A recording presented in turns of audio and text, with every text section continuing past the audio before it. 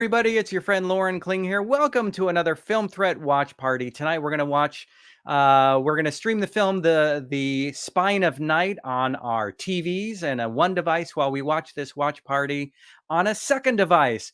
If you guys haven't joined us before, this is called a watch party, and so you'll need two devices. You'll need a TV or a computer or a laptop to stream The Spine of Night. You can actually stream it. You can rent it right now on Apple TV, on YouTube, on Amazon Prime. We'll do that at about 15 minutes after the hour. So you have a few minutes, you'll have that queued up. And then while that's playing in the background, we'll bring on the filmmakers and some of the actors from the film. We'll sit here, we'll kind of chat and talk away. What's most important is you guys ask your questions. So hopefully you're on YouTube, you're on Facebook and Twitch. Ask your questions. You can post them up. I will share them with the filmmakers. They will try to answer as best they can. I see that you guys are all Lucy Lawless fans, just like me, just like everybody in the world. And the big question is will Lucy be appearing? So the answer is we don't know. It's lunchtime right now in New Zealand. So if she's at home, she could be having lunch. So until then, hang tight. Check it out. Watch it out. If you haven't seen the film, it's really, really cool. All right. A few things just to talk about Film Threat before we bring on the directors and writers. Phil Gelatt and Morgan Galen King. Let's see what else. Film Threat's YouTube channel. You can go to Film Threat's YouTube channel. You can subscribe and like and share all those videos. We definitely appreciate that. Right now, you can see reviews of the movie Scream, Being the Ricardos, also the Film Threat podcast live with Chris Gore. Chris Gore has a new podcast on Sharks, Sundance, and 2022. He does a review of The Matrix Resurrections with editor-in-chief Alan Ng.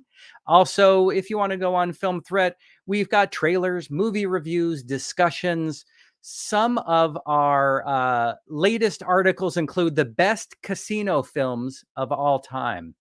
And I'd be curious to find out from our guest tonight if they have a favorite casino film. We have 7 fabulous films of fashion off the catwalk, and then best films based on video games. And boy, I'll bet this would be a Comic-Con panel that would get pretty loud. Can we truly say there's the best video game movie ever made? I'm kind of curious about that. I'm curious to hear. Anyway, we'll also be talking about the film. So speaking of the film, let's bring on our filmmakers. Let's bring on Morgan and let's bring on Phil. How you guys doing? Oh, doing great. Thank you so much for doing this with us. Wonderful. Yeah, hello. Phil, how do you pronounce your last name so I only messed it up once today? Gelatt. Gelatt. All right. Yep. I got it right. Yeah, So that's perfect. welcome, guys. Thank you for joining us. I've got a lovely pint of Guinness, and I think you guys had something if you wanted to share what you're drinking tonight. Oh, yes. I have a 2008 Gordon and MacPhail single malt Scotch whiskey. That was a gift at the premiere of the film here in Nova Scotia. And I'm finishing the bottle. This felt like a nice bookend to that bottle. Nice. I've got a Whalers IPA. APA? I don't know. It's an APA. I don't even know what the difference is. American Pale Ale. It's good. It was in my fridge. People come over and they leave beer in my fridge. I also have this Save the Robots East Coast IPA. And then, most excitingly, a mostly drunk glass of water that at some point I will be returning to. Got it. Isn't it great when friends leave beers and then you're like, wait, I haven't had to buy any beer for months? It's fantastic. Yeah. It happens all the time over here. I don't drink that often, so it really it stacks up. So I've got enough to last me probably a year in there. It's perfect. Or at least until I visit. Wonderful. So again, if you guys out there watching us want to chime in and say hello, let's see who's here with us. Hello, a Russian name that I can't pronounce, but this should be a great party. The Witch, voiced by Lucy Lawless, is definitely unbelievable. And I definitely why don't we start with that question? How did you find such an amazing cast for this project? Oh, That's a great question. I mean, we found them by approaching them, which is the sort of short, facetious answer. But the longer answer is that, we started with so many Lucy Lawless fans. It's great. She's so good.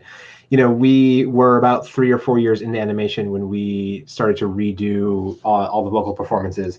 And at that point, we really wanted to just be very curatorial in who we approached, which one always, you always want to pick people who are good for the roles, but we also wanted for this movie, because it's it's a nerdy movie. It's for nerds. It's a fantasy film.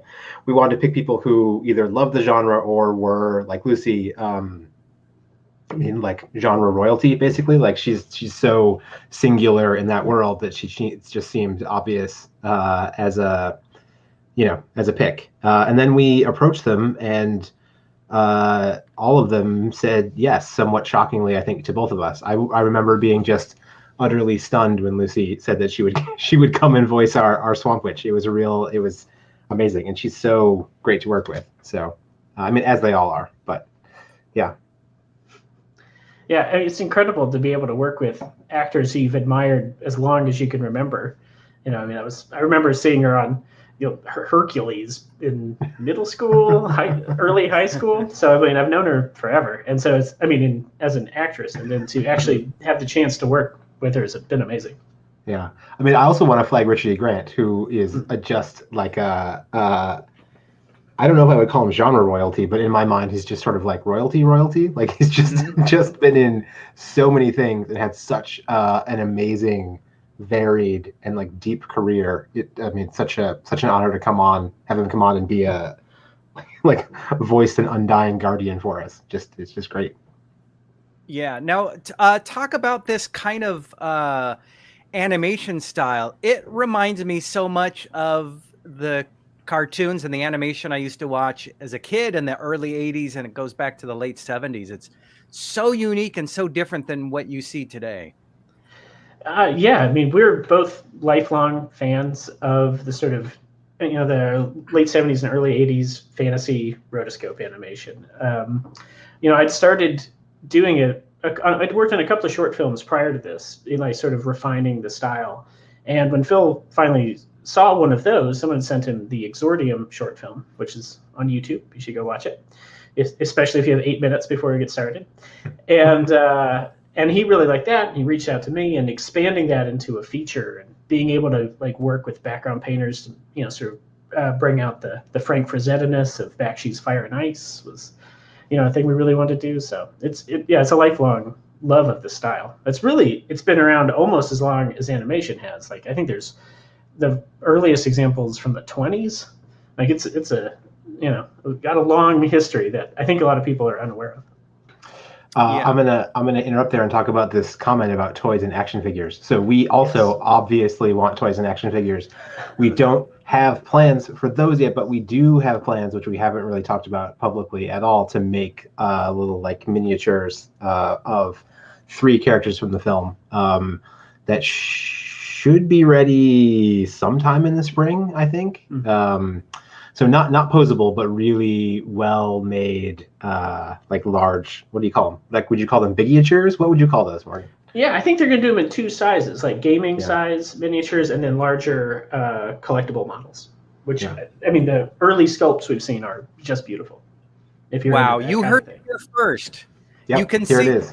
You can feel the sense of journalists all running into the phone booths at the same time, pulling out their typewriters, all typing this up. I'm sure San Diego Comic-Con's stop the presses. Don't bury the lead. They're making miniatures.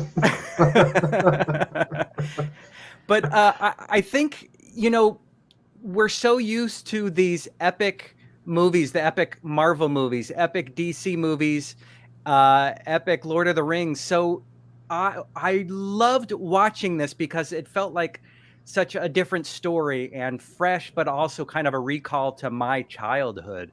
So what were you guys watching when you were kids as far as animation goes? Oh, we're, at least for me, I was right in that window where it was still kind of, He-Man was my first love as a child was He-Man, which has a little bit of rotoscoping in it, 3 or 4 shots they reuse. But then like Thundar, the Barbarian was on. Big fan of that.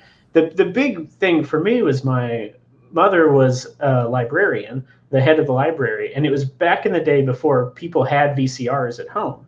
So it was all the movies we could get. We had to check out the VCR from the library, but then the movies they were allowed to purchase with city money had to be based on books. And so what was out at the time were the Rankin Bass Hobbit and Ralph Bakshi's Lord of the Rings. So it was one of the few movies I could get, and I would just watch it over and over and over again. Yeah, I mean, similarly, He-Man was like, I was obsessed with He-Man. I remember my mom hating He-Man, which seems weird because I'm pretty sure He-Man was pretty like wholesome. I don't know why whatever. My mom has a history of hating things that I think are awesome. She infamously wouldn't let me go see The Black Cauldron when it came out in theaters and took me to Sesame Street's Follow That Bird instead. And I think that ultimately set me down a path of only being interested in like the hardest of hardcore genre because I was prevented from seeing like, the darkest Disney animated film. Yeah. I was the Horned King for Halloween that year. So. And I was Elmo, so it was just a whole. That's not true. I don't know what I was for Halloween that year. Well, awesome. All right, before we go further, we're going to start streaming the movie. I'm going to say it in about another 8 minutes, so 20 after the hour, because I want to give time to just remind you guys that you can rent the movie right now. You can purchase it also, but you can rent it on Apple TV, on YouTube, on Amazon Prime. Have it queued up and ready to go so we can follow along. But I want to bring on some of our other cast. We've got a producer and we have a couple of actors. So let's bring on producer Will. Welcome. Hello, let's bring how are you? on good. Welcome. Let's bring on Jordan and let's bring on Malcolm. Hey guys. Hello. Hello. So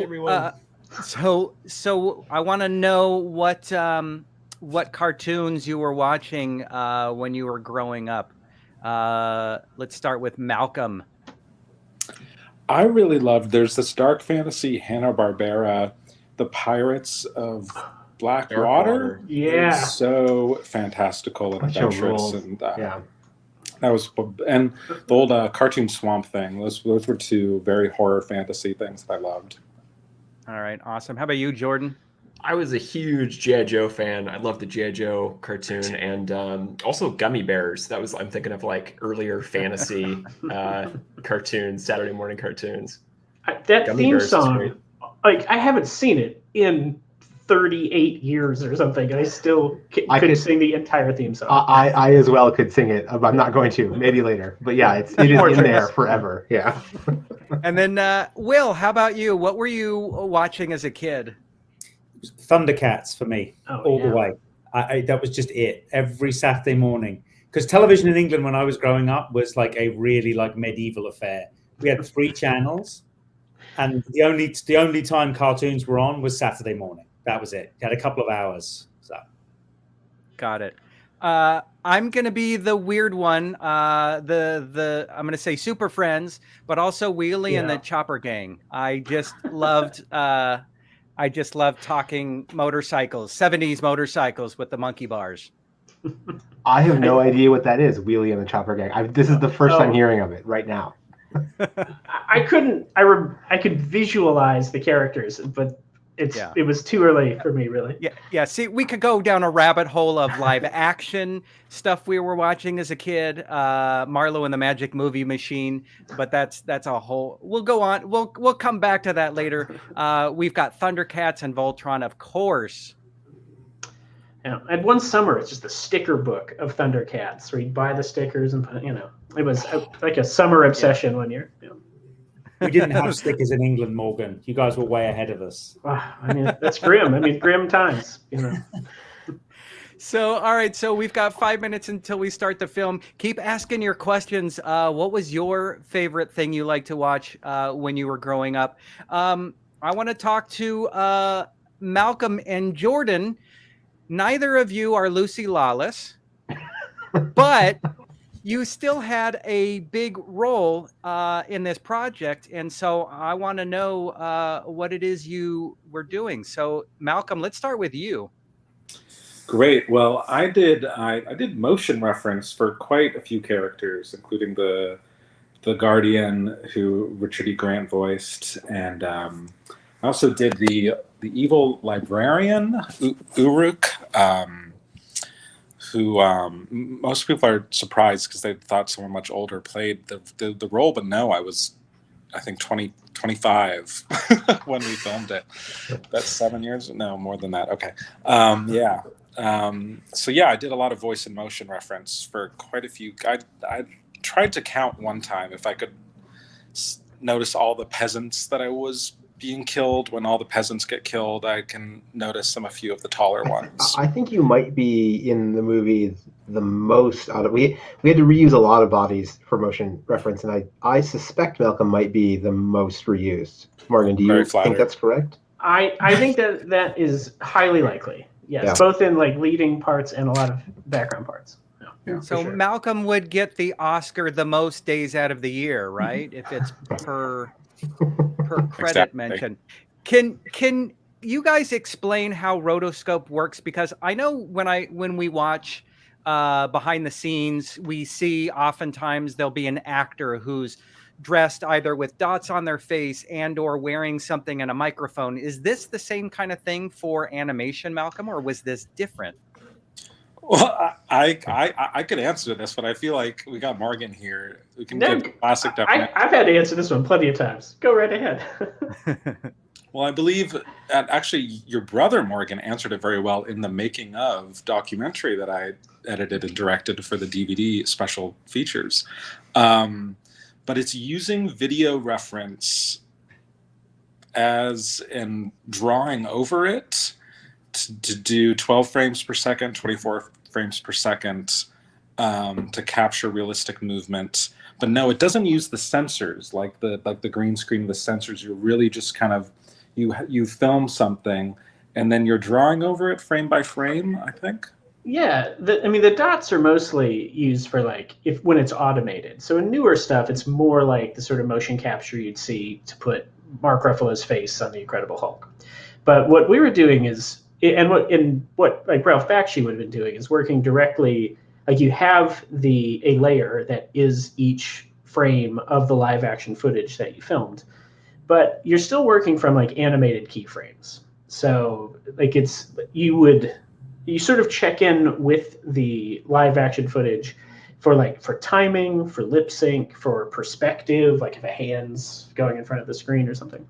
So it's really useful for capturing like the limitations of the human body and the timing of the way a human body moves in a way that where cartoons do it with like squash and stretch techniques to make them feel like they have weight to them. Like you sort of with rotoscoping, you're using the actual human proportions. But yeah, if that answers it.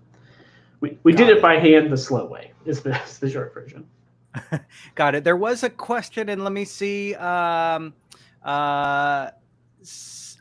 Smith wants to know which programs you worked with.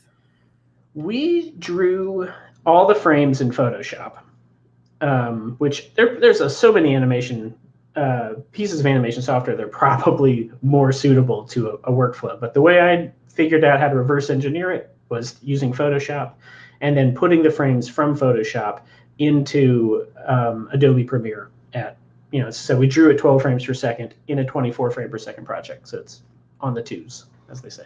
Got it. That's what I was asking. Wonderful. Yes, all right. So we are about hitting the time to start our film. So we're going to get our mouse pointers and our TV remotes ready to go. Basically, I'll give a 3-second countdown. We'll start at 0, and hopefully by the end we should be ending at about the same time. So everybody out there, get ready to go. I'll do a countdown. I'll point my finger, just like 3D was big about 10 years ago. So we'll start in 3, 2, 1, and 0. And then this is where we get to see the production company credits come up. and we'll continue along. So for my guest, I turned down the audio of the movie and put on the subtitles. And I think earlier before we started, was it you, Morgan, that said you don't need them? You know every word, every line of dialogue. It is true. I mean, it was really just 8 years poring over this, every line. I mean, not only did we write it, but I've heard it an incomprehensible amount of times. Have I heard this film? Yeah, I don't know if I know every word, but there are some portions of it I know pretty well. Morgan, what part of the movie are you most sick of? Let's start with the negative. I have seen the walk up the snowy mountain at the beginning so many times, and I think it really gets across that she's struggling to climb the mountain. I assume we're all seeing it nowish, and it is. I love it, but having seen it so many times, I feel like it takes her forever to get to the top of the mountain, because I'm eager to get to her with Richard E. Grant, and I just think that part is so fun. This part is great as mood setting, but I'm just sad that she's not actually riding a bear up the mountain as originally scripted. That is true. The first draft, she's rides a bear and has a snake and a swarm of dragonflies and like a crane, or like her animal pets that were ascending the mountain with her.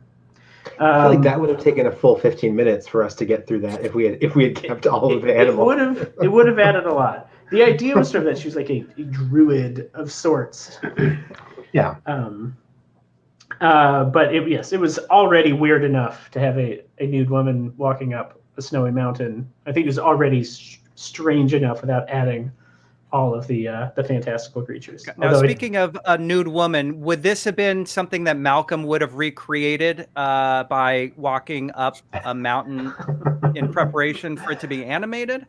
No, this is not a Malcolm role, nor did he play any of the ruins in the background. I made him leave. Actually, he was so offended he's left the building. So he went to go grab his ruins costume. Right. He did tell me he had a handyman coming to his apartment, so maybe he'll be back after that. I think Jordan, who plays Gulsur in the film, the lead villain, also did a number of mocap for us. I think we see a Jordan before we see a Malcolm, right? Yeah. One of my proudest moments is I'm the swamp person who gets the arrow in the neck at the beginning. It's coming up fairly soon. But... Yeah, Sydney Matthews did the motion reference performance for Zod, and she was absolutely fantastic. It was her physical performance just makes the character come alive. I absolutely love what she did with it. And then this is Malcolm as the gatekeeper here. Oh wait, look here. I'll bring up my first crop. So I might be a smidge ahead. I don't know. I just thought I have my export. So to the question of how we rotoscoped it, we put Malcolm in an actual like physical piece of costume, and then filmed them performing the scene, and then the animators would use that footage as reference for their drawing. This we made out of you can see it's like cardboard and paper mache and like tinfoil and stuff. Oh, I mean, to his question there. I mean, I was Clash of the Titans. If we were to get to our live action favorites as children, huge fan. I didn't even think of the mask in the terms of that, but when I was rewatching that not long ago, I actually thought this necropolis she walks through with the domes and the old obelisks looked just like when they are walking up to Medusa's lair in Clash of the Titans. I didn't think of it, but clearly my love of the obelisk mausoleum is rooted in that.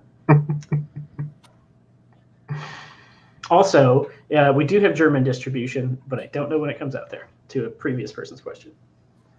Yeah, Will, do you know when it comes out in Germany? I actually don't know. We don't have a bunch of our European dates yet. But it is coming. Yeah, it is coming to Germany, don't worry. And anyone in Poland, the most exciting thing is that the Polish distributor is creating a board game. to coincide. Wow. We're hoping to figure out a translation and to make that available over here too. Wonderful. And then Vanessa, hello in Peru. She wants to know when it's coming out in Latin America. It's February 1st in Latin America. Soon. Yep. Wonderful. Very soon. Yep. All right, Malcolm, you're back from timeout. I'm back. I know, it was bad.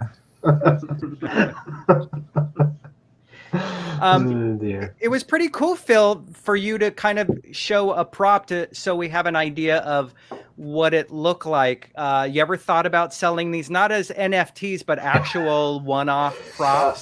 So I brought more than one prop. I'll show the rest off, I guess. We have thought about it a little bit. I mean, it really depends. I mean, they're pretty so this is another helmet that has not survived as well. As you can see, it's here. Let me see if I can stretch it out, right? Oh, very cool. And they were so uncomfortable because they're just made out of tinfoil, and that we tried to pad it with bubble wrap.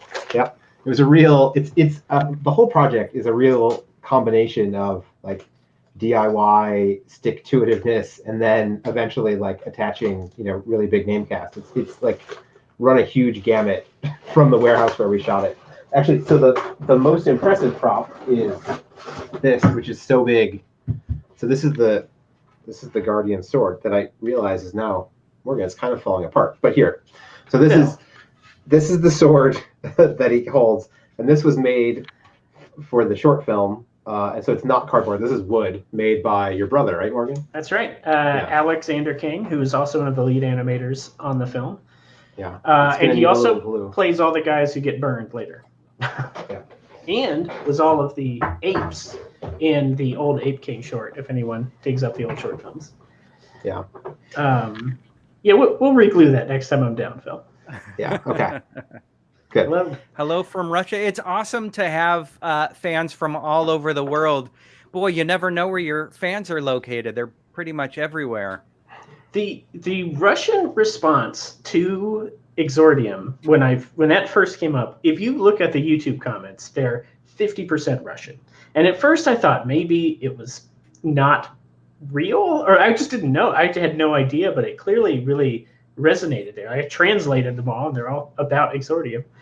And I think it's because they had a much longer history there throughout Eastern Europe of rotoscoping as a major art form that can, there's little pockets of it being popular in the United States or in the West, but there's a long history of Mosfilm and all sorts of major Russian studios doing rotoscope animation way beyond when it sort of petered off in its initial popularity in the U.S.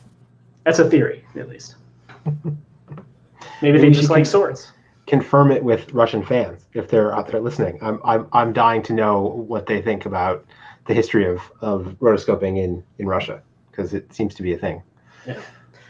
The score is amazing. Yeah, that was Peter Scartabello who did the main score for, that sort of bookends the film, and then we had a different artist work on each chapter of the film to give each of them their own quality. But I'm a huge fan of how the score came out. Hopefully, we'll have a soundtrack release someday. We're certainly talking to people about it. Yeah.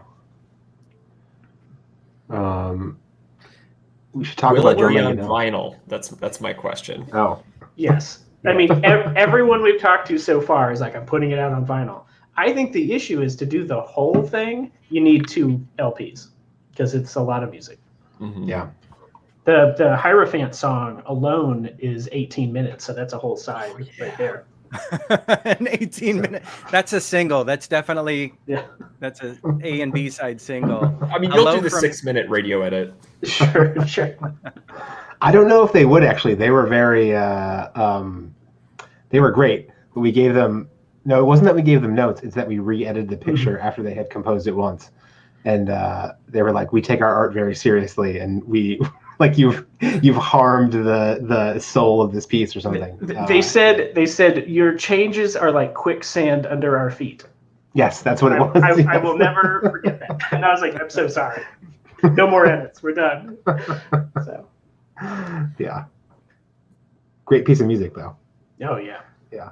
I love it every time it comes in. Oh, we should talk about Jordan. This is It's a Jordan's entrance, and also that's Jordan right a there. little cameo of Phil playing the second guard, and me trying not to sound like my own voice playing the other guard. And this Quasimodo is a Morgan cameo. Yes. Opening the door. Yep. My first of many. And there's a second one coming up too. Also, it's not coming up yet. Right. Yeah, he'll be here in a second. Yeah. Jordan, how do you find your performance now, all these many years later? It's fine. I feel like that's a question that I don't know. It's fine. It's good. It's good. It's Jordan, when you're in Hall H for this event, for this movie, if you say that it was fine, it's going to get very quiet in that large room. Yeah, do you want to try again? Do you want to answer a second time? It's one of those questions where it's like you can always pick apart your performances and also like I find it difficult to talk about myself. So, but no, we it's should great. Keep making you do it. Yeah, exactly. Yeah, can you? So we, that is like Jordan performed the motion capture for this role, and then it's also his voice. But we did make you re-record all of your lines. Like, do you talk to us about that? Or did we lose him? We might have lost him. Oh, I don't know if he wants to. Yeah. There he is. Jordan, are you back? Pause. Oh, was I was paused or something? Oh, yeah. No, it was really interesting. I've done some voiceover work and it was definitely a much different experience to try to match it to the lips and having the experience of already performing it, there was a little bit of that still in there. So that was kind of interesting, trying to keep it fresh and not falling into the memory of that. But it also, I remember for other parts, there was like the second iteration of Galsor. I remember totally changing the voice to make it a little bit less cartoony than it was when it was originally performed. So that was cool to be able to go back and, in retrospect, play with things a little bit. So that was a really cool experience. Yeah. Can talk about Patton Oswalt, who's playing Lord Paranton here. Were you thinking of a comedic actor, or did he just happen to be a comedic actor who you brought in for this role? I think Will should answer that question. We just were thinking of Patton, honestly. I mean, I think it was, when we started to think about, who we wanted, I mean, pretty much who we ended up with were the people we thought of immediately. And a lot of that was to do with the fact that we kind of, we all are big fans of, Joe's and Patton's and, and sort of have a sense of what they're into culturally. And we just had these kind of crazy experiences where, I think Lucy's was the craziest. So we would, I sent a Vimeo link to her agent, and the film was X number of minutes long, and it was 1 minute longer than, the film was. The agent called back and said, she's in. And Patton was very similar. I mean, it took forever to make the deal with his agent, but that's agents. But, the immediate response was, oh, yeah, like I absolutely friggin' love this and want to do it. And Patton, I have to say as well, I mean, because we recorded these voices, most of them during COVID. So we couldn't be in sound facilities with people. But I don't know if anybody else watches the Goldbergs. My family and I are huge fans of the Goldbergs. And it completely passed me by that Patton is the voice. He does the voiceover. And NBC built a sound facility in his basement for him. So he never had to leave to do that voiceover. So we get on a Zoom with Patton and he was like, hang on, fellas, let me go into the studio. Walks downstairs and there's just this gorgeous sound facility in his basement. He flicked his little buttons, did the recording, emailed it to us while we were on the Zoom, and we had Patton. Got it. And just a clarification, I'm getting the note that that's ABC, the Goldbergs. ABC, I'm sorry. ABC. Sorry, NBC. Want to make sure we want to make sure ABC gets credit for building a recording studio for Patton, for Mr. Patton Oswalt. in his basement. Yeah. I feel like people should cast Patton as a villain more often. It's pretty rare. Like, he's kind of a villain in that most recent season of Veronica Mars, right? And then, that's a spoiler, but he is. And then I guess in Young Adult with that Charlize Theron movie, he's a little bit of a villain. I mean, there's not really a villain in that movie, but he's not like, comedic relief or something. MODOK's a villain. Yeah, but that's like a joke villain. Yeah. Well, Yeah. I mean, I think there is something about like the funny evil guy, like this sort of sociopathy associated with like finding things funny that nobody else is laughing at. I think it always makes comedian, or has a potential for comedians to be like really frightening or really cruel. Yeah. I don't know. I think he does a great job with the role. The motion reference actor that we worked with was also, I think, very funny. So I think it imbued the character with a sense that I think brought Patton to mind for all of us when we were looking to do the new voice. Yeah, definitely. It also seems to work well because in the script, he's basically home alone. His father's been out for a while. He's sitting on the throne board, just sitting there, and that kind of lends itself to a nebbishy guy who thinks he's ruling the world and really isn't ruling much at all. Yeah. I mean, it's a sad, muddy hovel. Really, it's not. How dare you? It's a kingdom. Yeah. It's a beautiful kingdom.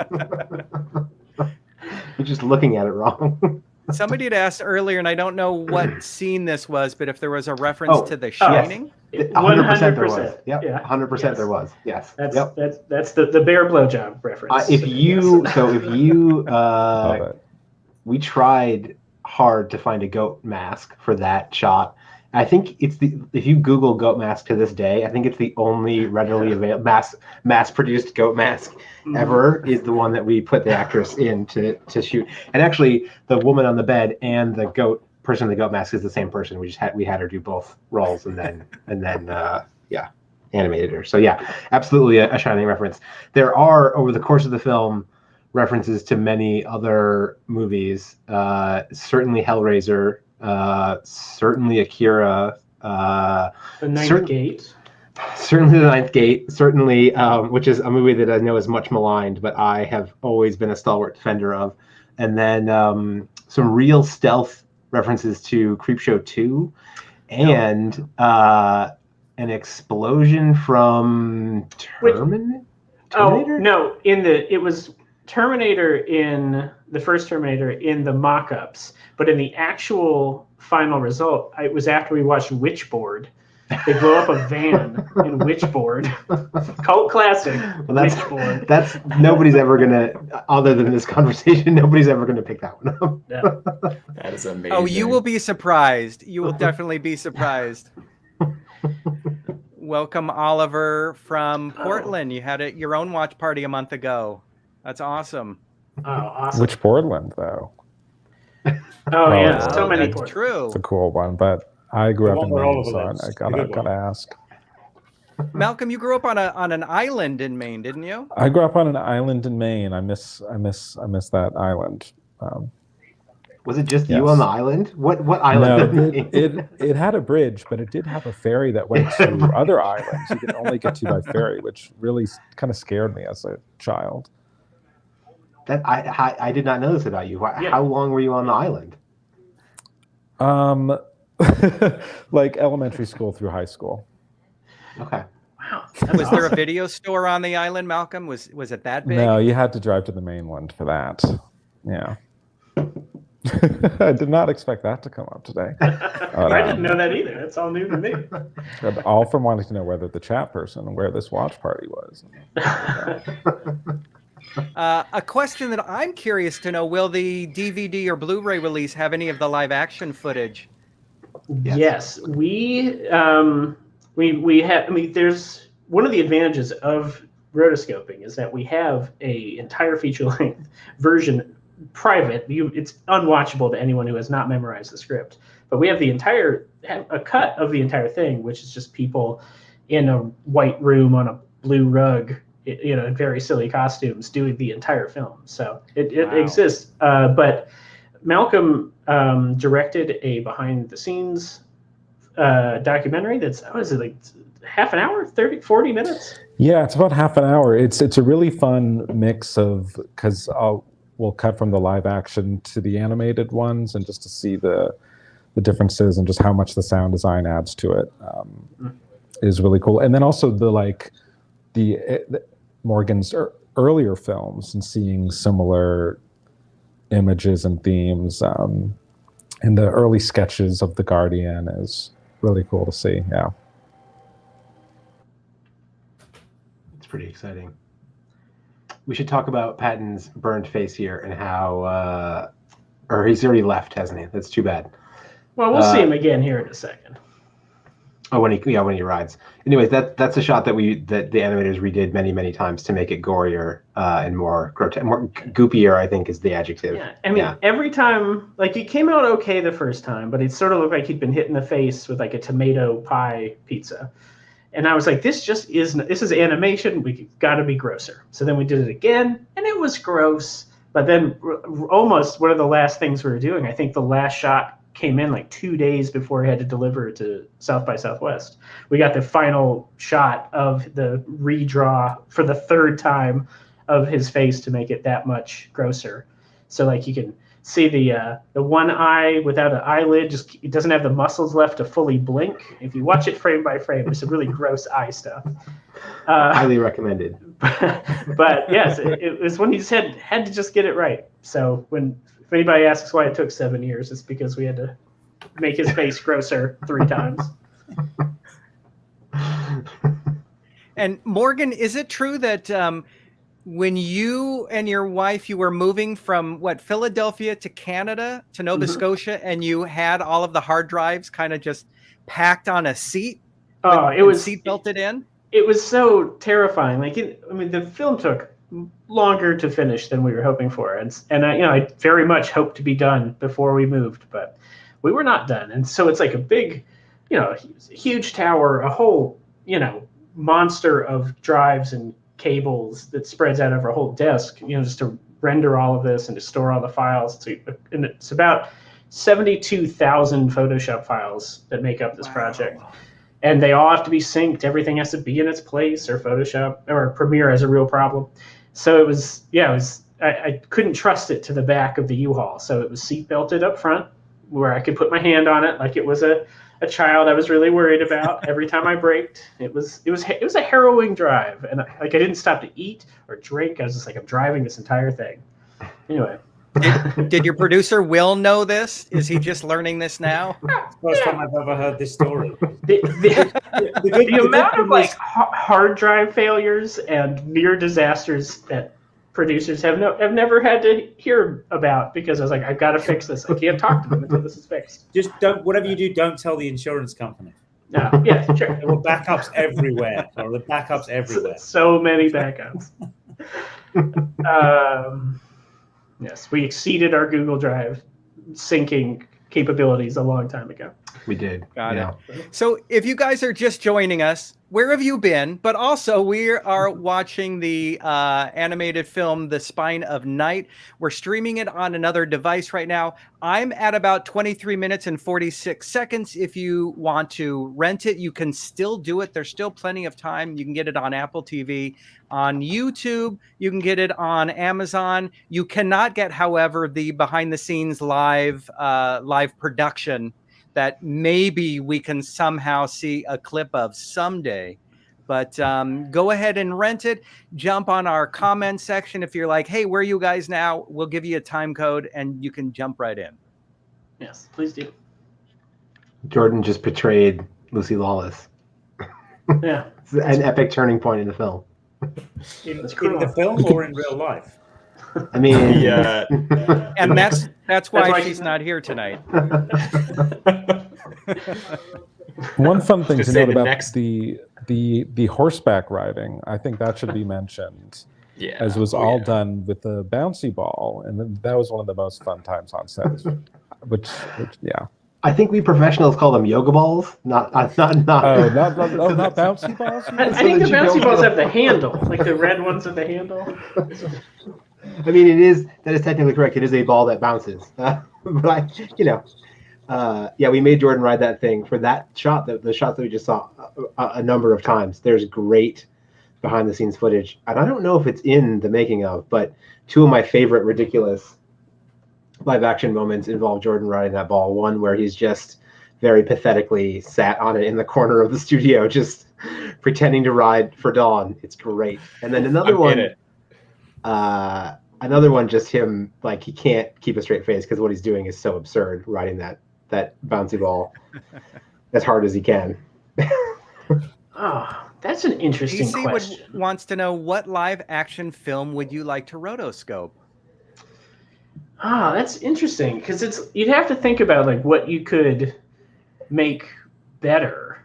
Yeah. You know, like what would benefit from being animated. So it'd probably have to be something that like an independent feature that just did not have any kind of special effects budget. I mean, clearly Lucio Fulci's Conquest, right? Because you should correct all of the all of the bad parts. Yeah. Well, yes, the right answer. I bet there's actually a bunch of like schlocky 80s Conan ripoffs that would really benefit from a strong rotoscoping to help with all the things they couldn't quite get across. Yeah. Certainly anything that could use like a fantasy background, which Conquests are pretty minimal. Yeah. I'm going to vote for Mommy Dearest. I think there's something about a rotoscoped. Like a film noir, I'll bet would be pretty incredible. Like Sunset Boulevard would be really interesting.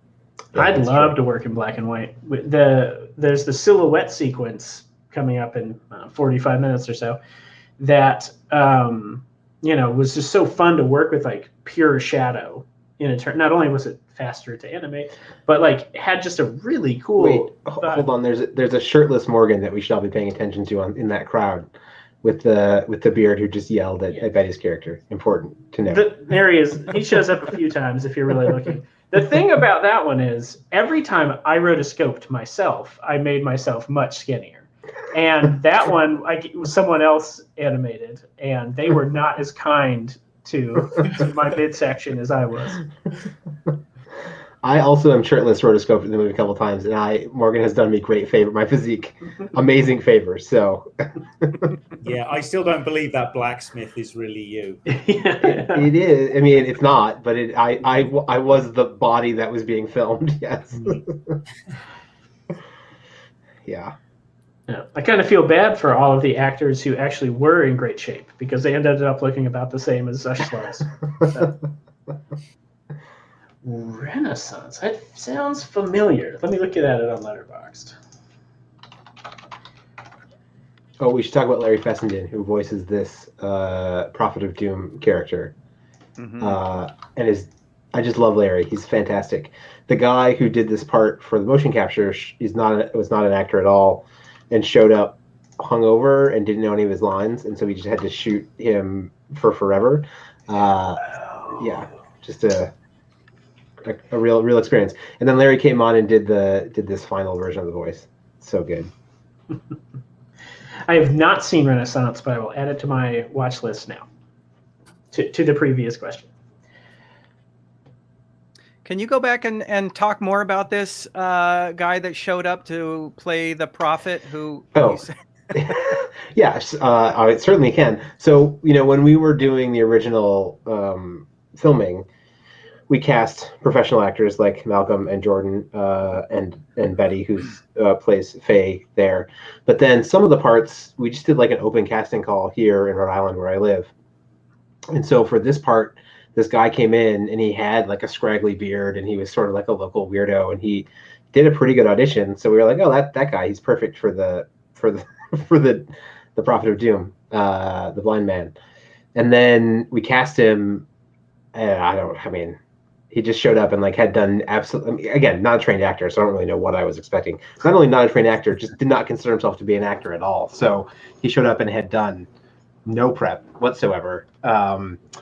So we just had him. I mean, I don't know why we didn't start with this, but like eventually just wrote the script out and just had him. It was just in front of him because he was never going to remember the lines. So we just, But one of the benefits of rotoscoping, and it was particularly with that character because he's just sort of like sitting there, was that it didn't really matter that he was Marlon Brandoing it, so to speak. I mean, in terms of the physical performance, though, like when he left, I remember telling him how much I appreciated it because I genuinely did. And I remember him being like, yeah, I couldn't remember anything. It wasn't that great. But I meant it then and I mean it now. I think he's legitimately like like the physicality of it. He was a joy to rotoscope, like his head movements and his stuff. And like whether or not he knew the lines, it ended up being, I think, a great physical performance. This is Malcolm with the finger. Yes, I love the scene. Yep. Me going out my way to sound a little bit older, but yeah, I had a blast re-recording the lines because I was so embarrassed when I listened to the old 2015, and those, but also so much of the dialogue is so long, almost like Shakespearean, in the way that if you stress too many words as you might speak in more modern tones, the words don't come across as well, I think. So that was what I tried to do a little bit, was don't stress too many of the words. And yeah. I think he's just a wonderfully realized character in the performance. I just think he's always a pleasure every time Uruk is on screen. I love him so much. And who's the actress that did this other role? So that's Betty Gabriel, who was both shot motion reference and did the voice. She went on to be in Get Out and many other Blumhouse films and TV series. I think I tried to get her to come and join us for this, but she is, I think, in Budapest shooting something. She said it was going to be 2 a.m. for her, so she couldn't come. But just, I mean, a fantastic actress. And we cast her right. She had been at Juilliard, and we cast her, and she, I think the day after she graduated from Juilliard, got on a train and came up to Providence to hang out in our warehouse with us dweebs and give this amazing performance and engage in like epic magical combat with Malcolm in a couple of scenes. It's very cool. Yeah. She's great. I do want to address the Lucy Lawless fans that are watching. I'm sure we are all sorry that she couldn't join us or hasn't joined us. But instead of that, could you guys maybe share? Did you get to meet with her in person? Were you live on a Zoom call when you were doing the voiceover, or did she send her dialogue? Give us some insight into at least what it was like to work with her and how that worked. Sure. So she was absolutely fantastic. As Will said earlier, we sent her the movie to watch. She watched it and immediately said that she wanted to do the role, which was kind of astounding to me because, like so many people watching with us, I am a huge fan of hers and grew up watching all of her stuff. And so, after she signed on, she and I did a couple of Zoom chats. So I've never met her in person because of COVID, and she was in New Zealand, and I'm in the United States. So, we did 1 or 2 Zoom chats where we talked about the character and sort of rehearsed the character a little bit. And she was very concerned to make sure the character didn't come off. I mean, she didn't say it this way, but didn't come off like Xena. She was like, oh, I need, this character isn't a warrior. She's, she's shamanistic. She's sort of the earth, but she's not really at her core, a fighter. She's not a warrior. So she was concerned with sort of figuring out a way to get across what is Zod's strength as opposed to, somebody who is, a real like martial fighter. And then had like sort of long conversations about the accent, because she's doing a very sort of strange melange of accents for the character.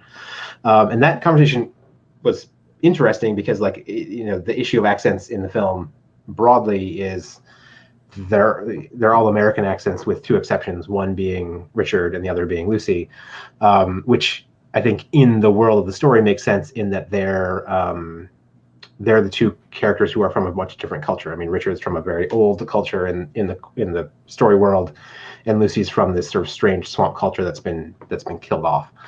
So we had those discussions, and just had, I mean, really, she had thought so deeply about the character. It was really amazing. So we had those preliminary conversations, and then scheduled a recording session with her, where we were lucky in that it was a period of time when we recorded where New Zealand wasn't on lockdown. So we were able to contract with a sound studio that she'd worked with in the past in New Zealand. And then they put Will and myself on a Zoom call with the studio, and she went into the studio. So we were able to, I mean, it's very strange to direct a person that you've never met before, who you're vaguely starstruck by, via Zoom with that big of a time difference. I mean, so many weirdnesses. But she, and also like, a lip sync was an issue because some of the lips had been animated. So we needed to try to make sure that lip sync, I mean, just a thousand tiny details to pay attention to. But she was, I mean, fantastic in those record sessions. Will, do you want to back me up?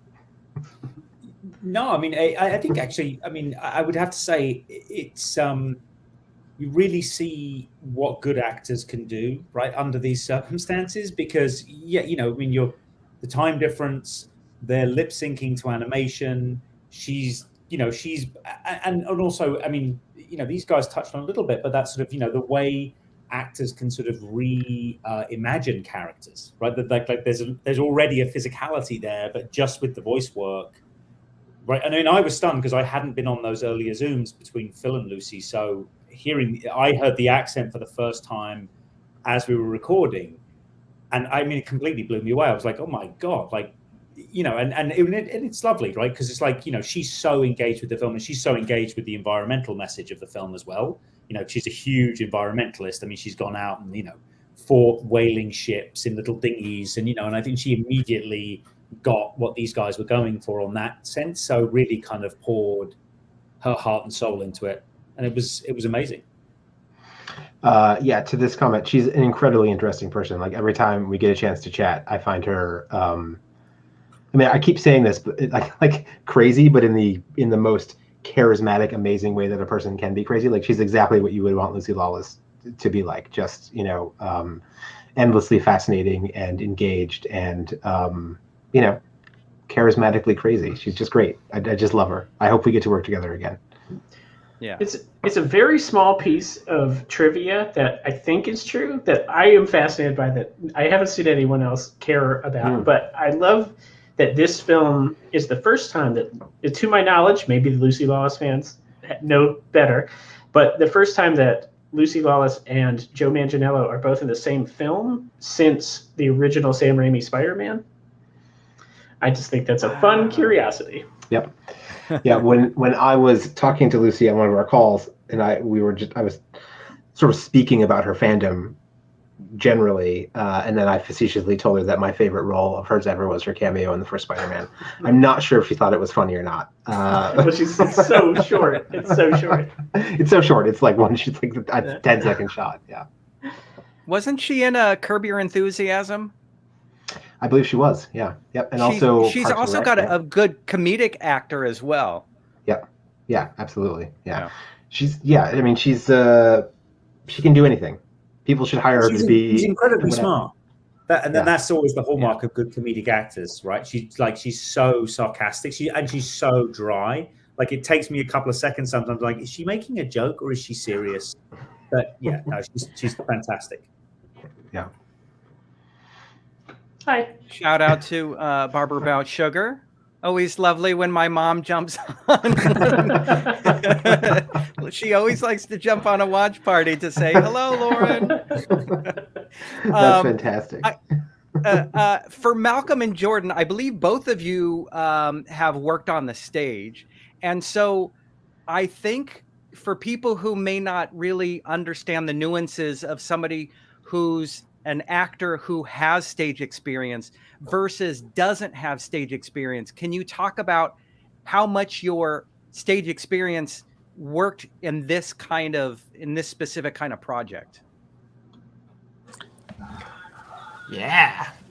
Something that I spoke to Morgan and Phil about a little bit before the project started. So I think the two big differences are physicality and voice.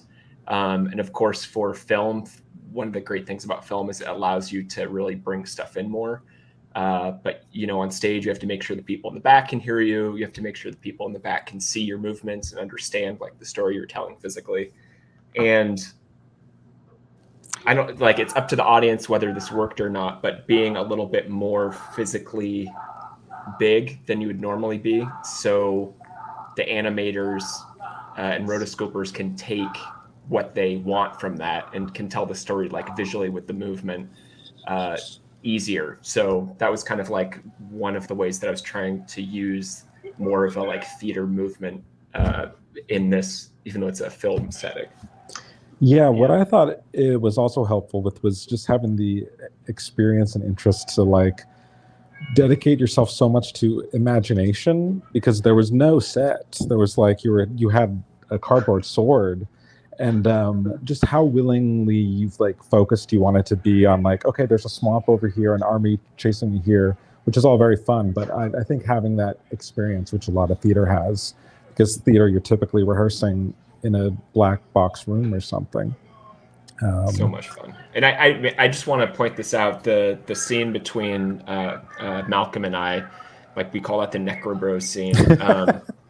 Yes. It was super fun because also Alex and I played Dungeons and Dragons together. That was how I got an audition for the film, I'll be honest. I mean, we had gone to school together, but I like to say it was my dungeon master who got me the audition. Hashtag Necrobro, love it. This is We'll also make one of the that best stats. That vertical Larry Fassbender greatsword hit, I think, is one of the best stats that we just passed. It has gotten applause the 2 times I've been able to see this in the theater. That is always the one that kills in the theater. Is that it? Yeah. My favorite Larry thing is that now when I email him, his sign off is "So saith the Doomsayer." So I think he's just replaced "best regards" with that. So we may have polluted Larry forever. So when we recorded with Patton, he screams right when his face gets burned, and before we did that, he was like, "I'm only going to scream once because I don't want to blow my voice out." But then when we were recording, which is fair enough, when we were recording with Larry, he was basically like, "Oh, I'll scream Doom in this voice as long and as hard as you want me to." So we did. In contrast, Larry did not have a TV purchased sound studio, but was literally in a closet. Yeah. But except you remember to give up Larry's secrets, his original like test recording. So we would send people a microphone and then do a Zoom, and we'd have them record some stuff and send it to our sound studio, and they would identify any problems. And the question was, what's the hum in the back of Larry's? And so we asked him, he's like, "Oh, that's my beer fridge that I'm recording next to." Like, you may have to go somewhere else, Larry. Yeah. Yep. The best. I was going to say this is one of my favorite scenes in the movie, but almost every scene in the movie is one of my favorites. I really just, it's embarrassing to love something so that you made so much, but I really just like, what's not to love about this? You got animated dicks. You got crazy made up magical words. Oh wait, I was going to cosplay for this. Yeah, cosplay for this. There we go. Yes. Wait. Look. Hold on. There we go. In the flesh. Nice. In the now flesh. that's merch that I would want. That is available on the website. Yeah. We have an incredible. I don't want to just shill the merch, but we have so many cool shirts and designers that we worked with, legendary artists, from across the spectrum, and who have made amazing things that people should go get on shirts and posters and stuff. But not. That's right, Simon, the sweet merch shot. Oh, yes. Not the crew shirt. Do we have any crew shirts left, Phil? We do. So. Oh, do we? Actually, hold on. Yeah, we do. Let me look. Is that what you're wearing, Will? I'm sorry, I'm wearing the original crew shirt. But do we want to do an exclusive Film Threat giveaway while we're doing this? I mean, Phil's the one who's got to mail them. I guess it's up to him. Then let's definitely do it if Phil has to go to the post office. Phil's disappeared, so he ran the fuck out of here. That means yes. If he disappears, it means yes. Oh, do the voice, Jordan. The voice, Jordan.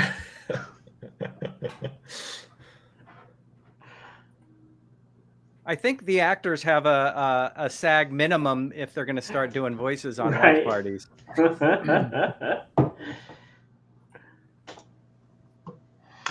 We do have those left, but I don't know where I put them. I've got like 20 of those crew shirts left. So I don't know where they are.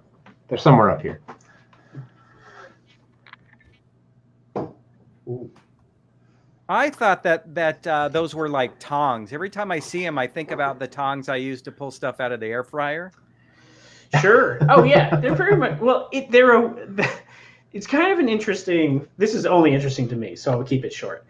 Is that there's this idea that the old monks had these page turners because they had like the books were so fragile and valuable, and it took so long to reproduce them that they would use metal tongs to turn the pages of the books in the monastery. And in the course of the decade it took to make all of this stuff, it turns out that historians actually figured out that they were knives that you would use to cut pages in old books that hadn't been fully sheared properly, because you had to cut down, you'd fold the pages and then shear off the edge so you could turn the pages. And monks had them not to turn the pages, but to cut the pages if they were not fully cut from new books. So in a way, they're book page turners, but also knives, which, you know, works out in the film where they're used for murder. Murder tongs.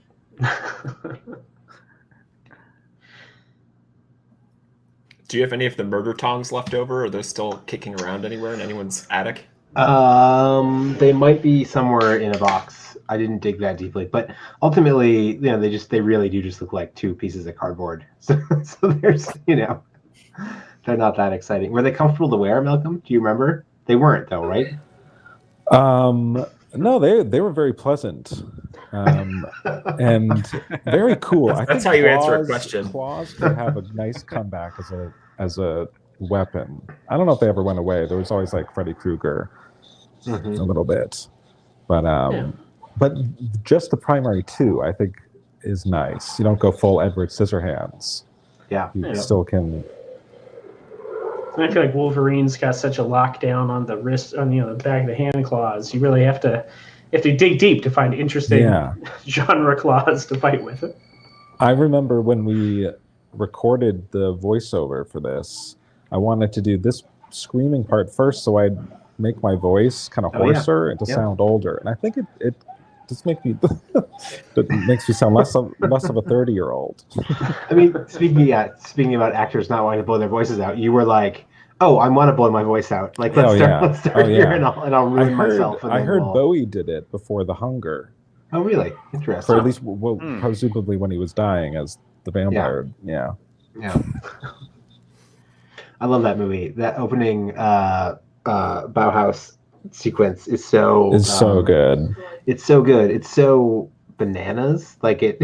I mean, I guess I understand why like both Scott brothers, but in particular Tony Scott, had such a the critical response to him was so much like, oh, he's just a music video director, because that opening of The Hunger, it just is. I mean, it's a fucking great music video, but it is just a music video, Bauhaus music video. Yeah. So this is also Malcolm performing but with Richard E. Grant's voice. Is that weird for you, Malcolm? Sorry, what was that? I said that's your physical performance with Richard E. Grant's voice. Is it weird? Indeed, it is. Yeah, I fondly remember that giant sword. That was the giant sword, and the mask, which is a bit of a Dark Souls. Did we mention Dark Souls yet? No, we haven't talked about Dark Souls. We probably should, but yes. I think a lot of Dark Souls fans on this call. I know you guys kind of touched on all of these questions before, but they're wondering if there was a CD soundtrack or streaming coming out. So we are working on it, but we don't have a date yet for a soundtrack. All of the musicians we worked with want to do it. I think one of them actually has put out some of their stuff. Guild of Lore has put out some of it, whose music we're hearing right here, actually. But the idea of doing like a full actual soundtrack is something we're still working on. Hopefully we'll get it put together soon. Yeah, very much want to. Yeah, absolutely. This is my brother-in-law talking to my brother-in-law, both as an old man as a child and a child.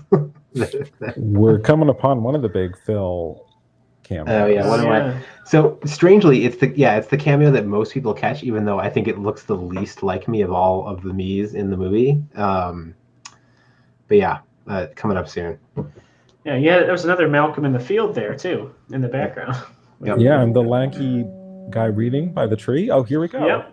Well, the tree guy got replaced because we wanted Day and Gull to have a little more screen time. It was originally you, and that's another one we had to redraw. But you are the old man who shuts himself in.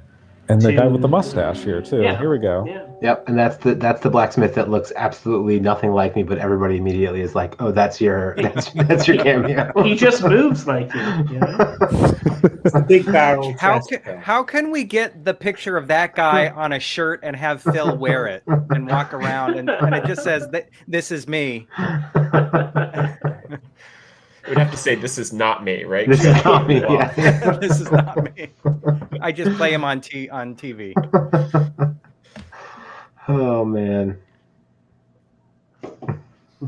Man, I want to write a fanfic story about these two characters. I love these two characters. You mean like the two guys in the alleyway, the one who like runs out and immediately gets killed, and the archer who goes to like try a different way. Yeah. Yeah. One of the things when I edit a movie, Morgan and I edit this movie together, I get obsessed with like weird. I mean, editing a movie just turns a person kind of crazy anyway, but like I'm always obsessed with like the exact midpoint of a movie. We're already past the midpoint of this movie, but for a long time, the exact midpoint of the movie was when that woman crawling gets the axe in her back, and I thought that was the exact perfect midpoint for the movie. But that's my sister-in-law. Unfortunately, we had to continue to edit, so that it got changed. This is the very first thing that we shot, right? Was Jordan doing this this like speech? We put him up on like a platform in the motion reference version of this costume, and he gave a very like WWE performance, I think, in a good way. I mean, the point is, it was appropriate to the warehouse we filmed in doubled in the off season from us using it as a local wrestling arena, as we found out later. Yep.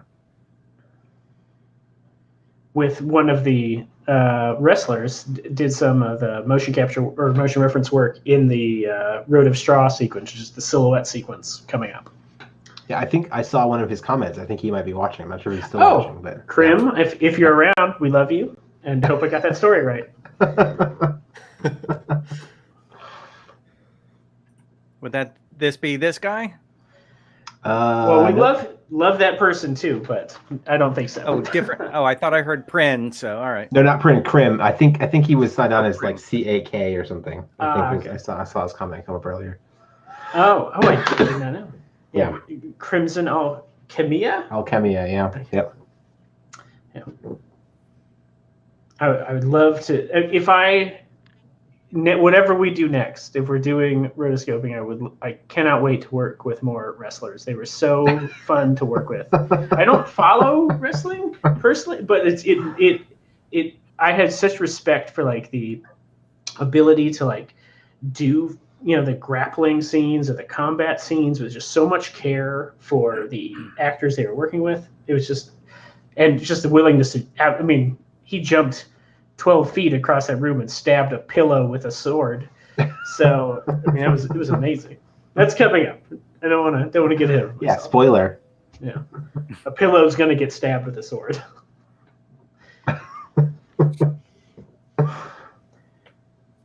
Will, what's your favorite sequence in the film these days?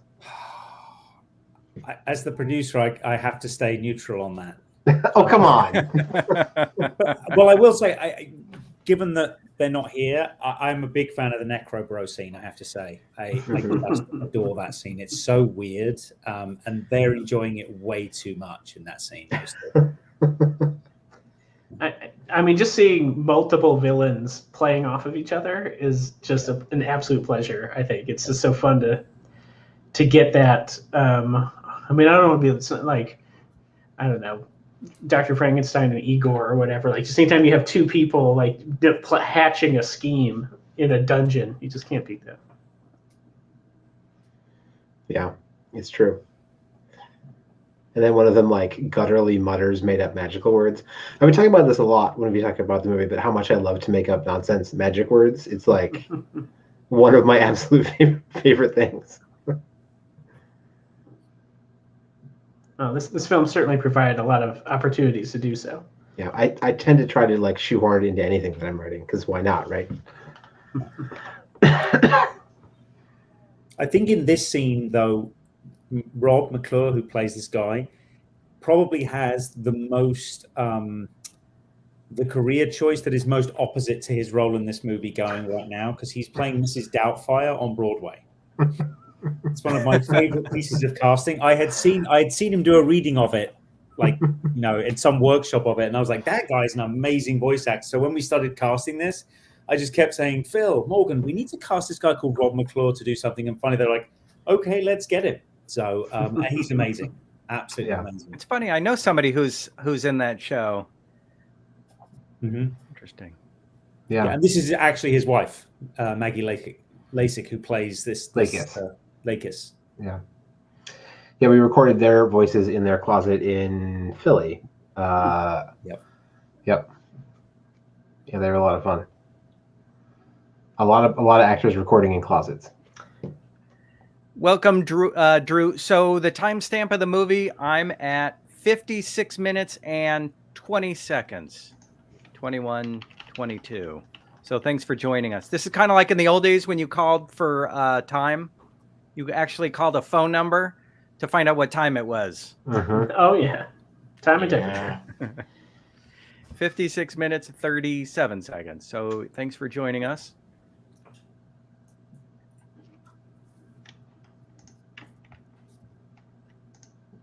We spent a lot of time while we were filming, speaking of nerdy stuff, playing Magic the Gathering. We just like filled the warehouse that we were shooting in with like old RPG books, and it was just the nerdiest environment, really. Yeah, if you've seen the behind the scenes footage, in almost every shot there's like the craft table that mostly does not have food on it, but mostly has a Magic the Gathering tournament happening among everyone who's not currently on set. I remember during one of my downtimes, I used the RPG books to make a RPG first level character for Galsor. Oh, that's awesome. Yeah. Using what? Lamentations of the Flame Princess? What did you use? Yeah. Lamentations. Yeah, Lamentations, yeah. Not to get We're too going deeply very nerdy. deep here. I know Very that's probably 3 layers too deep. Certainly for Will, I think. Oh, that's 7 layers too deep for me. Look like dungeons and what now? Well, look, I'm not going to say we're working on a sequel, but I have my notebook here with some notes. So we'll see what happens. But I think we just gave another exclusive. Yeah. Wow, you heard it here first. That's 2 exclusives. 2. That sound you hear, it's the reporters running again for their phones. Would you consider a musical? I've heard Lucy Lawless has a great singing voice. Yeah, definitely. That's a great I think we would adapt this to musical form. I think before doing a straight, I think it needs that would be a derivative work, I guess. I don't. Got it. But Will, I hope it happens. Wonderful. Has Will produced any stage productions? I haven't, but I know a lot of people who have. So Yeah, I was going to say you were like one step away from people who have. Yeah. I am. Jordan, would you like to ad lib a song in Galser's voice now? Maybe. Nope. No pressure. I was totally down until you said now. Totally down until you said now. Right this moment. Funny you should ask, and he takes out his song. Yeah, he's been working on it for years. Must I ad lib or may I use something? Do we know what happened to Malcolm? Did Malcolm just give up He's back entirely? I hear he's got a new apartment and is getting it worked on. Got it. All right. That's Krim in the tree there. Whenever we skip. Yep. He did such a good job with this. I love this sequence. Oh, awesome! Thank you. I love how it came out. A friend of mine watched it and said that was by far the nerdiest part, were the fingertip claws. He was like, everything else pretty grounded. That part very nerdy. And I don't know exactly what he meant, but I feel it. So it works. That's the jump into the pillow. Yep. I feel like those fingertip turners are going to show up in a live action movie, right? The Del Toro or somebody's going to rob it from us completely, right? Pass it off as his own. Oh, I hope so. Yeah. I hope so. I'm hoping. It was too bad we didn't quite get this out widely before Halloween, but someone did the Gatekeeper from the Exordium short film as a Halloween costume in Chicago in like 2014 or 2015, and so I hope next time around, this October 2022, we get to see a couple of costumes that would be. I'm just going to give my shout out to the Asbury Park showroom when they showed the movie there. They gave out masks to the audience, Guardian masks. So cool. Wow. Yep. We can probably afford giving out our founder Chris Gore a mask of him that you can watch on future. Yes.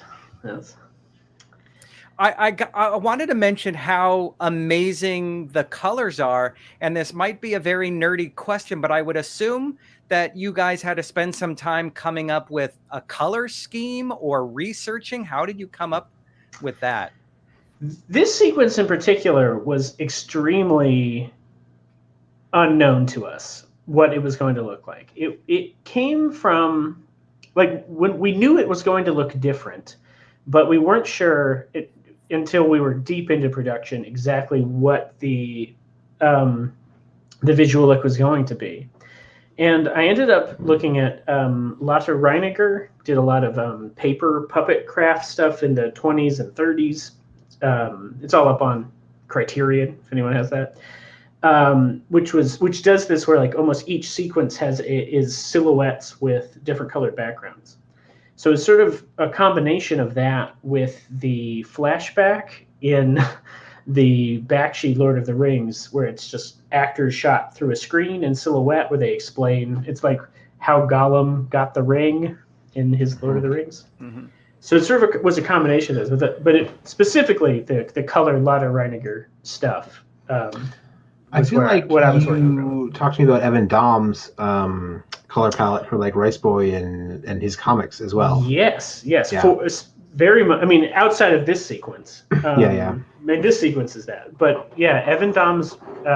It wasn't even that one. It's Vatu, the one he did after Rice Boy, which is a webcomic. Everyone should go read all of those. If anyone needs to spend many millions of dollars adapting the best webcomic that ever existed, go do Rice Boy and Order of Tales and Vatu.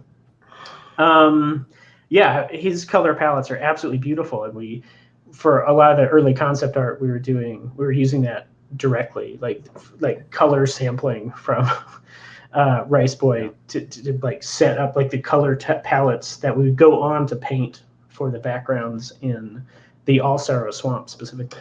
I think that was a Malcolm who just got stabbed. Yeah, that's him. Yeah, with the shield, the only shield in the whole film. No one has noticed how few shields there are. Considering so in that sense, it's very Bloodborne. Yeah. I love a rotoscope over Barbarella. I no, it won't. It's so perfect as it is, though. It would be fun to draw. Absolutely, beautiful women, cool monsters, but it's so perfect as is. I remember it was one of the first times I'd seen nudity on television in my life, was like USA Up All Night screening Barbarella or something. I remember being like, can you see through the bra orbs? And I was like, you can. It felt very scandalous in the 80s.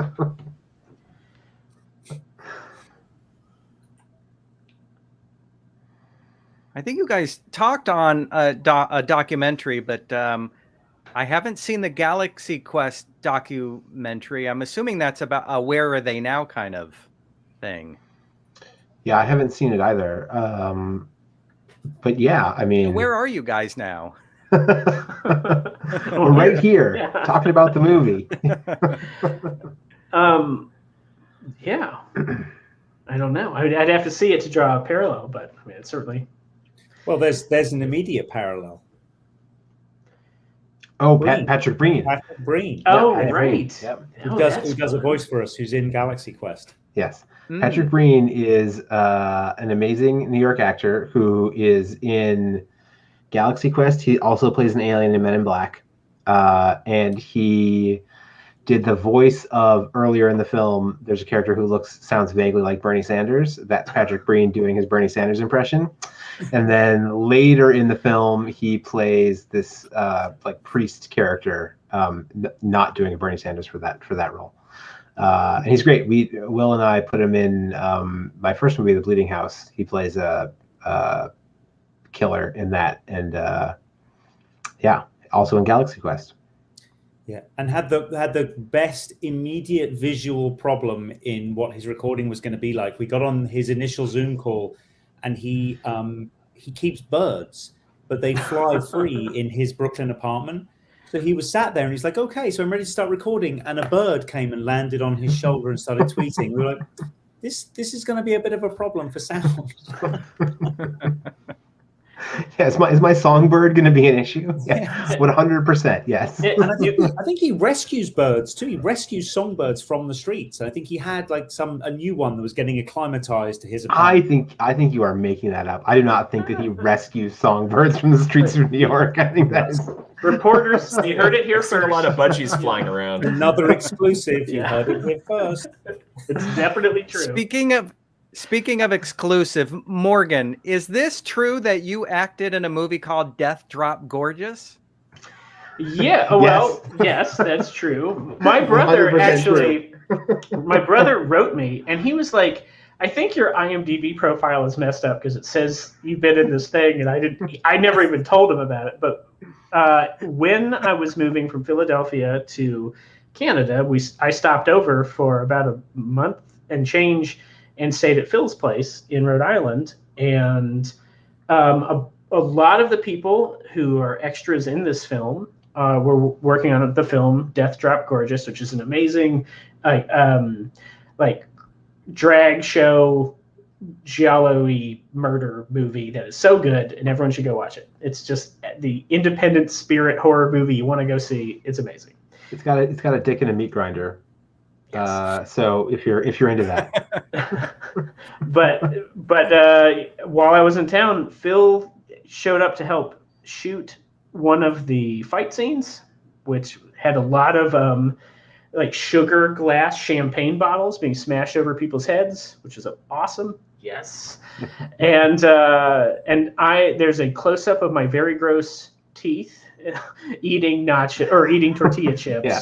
The sequence starts with a very pathetic, sad group of people playing bingo, and Morgan plays what he did a real nasty close up of his mouth eating some chips. Yeah. Now that I have Canadian healthcare, I had absolutely gorgeous teeth cleaning done. So don't judge me based on that very gross close up. I love that this conversation of like the grimiest, most grindhouse drag queen slasher movie suddenly you turned it into an advertisement for Canadian healthcare. That's right. If you're I'd like to tell you about New Brunswick's own salted vodka seltzer. Anyway. Oh, that's amazing. Well, Morgan, I hope I didn't spill any secrets that you were really hoping to keep quiet, but we really love exclusives here. I know. It sounds like a really cool movie. Like I would watch that tonight with another beer. Oh, so I don't know if you can get it online yet, but if you can, you should. It's extremely fun. Yeah. There's a comment about the bird people, and I feel like I should throw out too that they all did an incredible job. My brother actually designed the bird mask as his senior art project a million years ago in college, and we used it for the image. You can find it on the Strand of Oaks album, Pope Killed Dragon. He did the art for that, and I did the design for it. And then years later, we were working on this film, and I was like, Alex, my brother, I was like, I want to use the bird mask again because it's so cool. And he was like, of course. So I'd like to just make sure my brother gets the credit he deserves for making the cool bird mask. Oh, speaking of the birds, so Abby, there's three bird assassins. The younger woman of them is voiced by Abby Savage, who is an actress who was in Orange is the New Black, but she also is a sound designer, like a super talented sound designer. So she was the sound designer on this film, and then we met her, and Will and I were both like, "Are you an actress? Aren't you on Orange is the New Black?" And she is, and so we cast her as the voice as well. But it's super talented. I mean, the sound design in this movie is absolutely incredible. The whole we worked with this company, Red Hook Post, which is where Abby works, and they did just astounding work and really bore with us through a pretty non-standard process. Yeah. Yeah. Absolutely.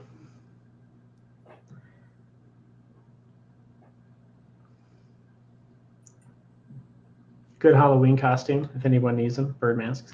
I think I still have the broken bird mask somewhere, but I couldn't find it when I was digging through my boxes. It gets the one Abby's character wears gets broken later, and I remember the day on set we're like, we're done shooting with the not broken one, right? Because we literally broke the only one we had. Yeah. Okay. Oh well, I hope we have an effect on society. That would be flattering. But I love that movie, and I will have to check that out. So thank you for the recommendation. I will check that out. Well, I've got my letterbox open right here. Nice. I think in your press materials you talked about how the purpose of this film, wasn't it because of just kind of the things that are going on in society these days? I mean, for sure. Yes. I mean, I feel like anyone creating anything almost can't escape like the last decade of like the reality of modernity. You know, it'd almost be impossible to, or like, I'd feel like I wasn't working hard enough if I didn't talk about like, you know, the rise of fascism in the West, or the climate death of the Earth, or like the absolute gridlock of politics. Like it feels like it's even in a fantasy setting, it seems inescapable to me. So but a great way to tell those kind of stories. I hope so. I tried. Yeah. I think that's Jordan again as well. Jordan as the naked male body that's about to naked again, Jordan. Naked again.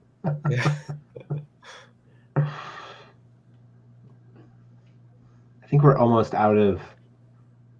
Oh no, we're not almost out of Alex's. Alex's greatest other mocap performance is coming up. I will wait until it comes on screen to talk about it. It's one of my favorite parts. It's now immortalized too on merch. Yes. I'm very happy with it. There it is. Yep. Yes. I'll have to put this back on for that segment. Yes, exactly.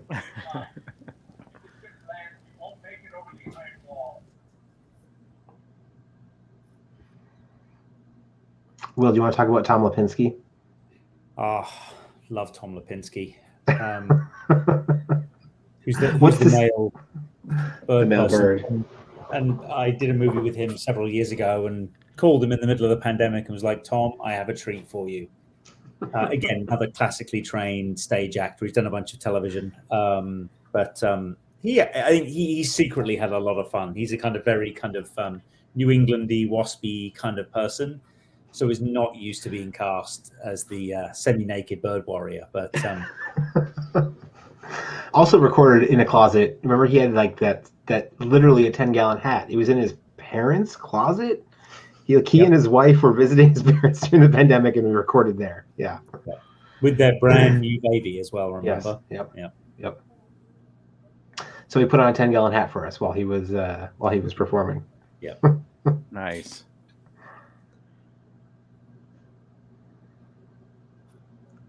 this guard man is my cousin Nathaniel Meter, who was living in Boston when we recorded, but he's since moved to Colorado. He's like just a hulking beast of a man. Exactly the kind of tower guard that you need.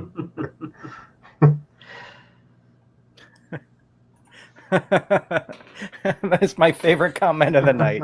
Yeah. They're so versatile. Yeah. I think that's Krim. I think that's Krim's comment, because he also was he's the that guy who was driving the ship. Oh yeah. Oh right, because that is also a yoga ball. Yep. That she's using to pilot the ship right there. Yep. Which actually looks like the yoga ball.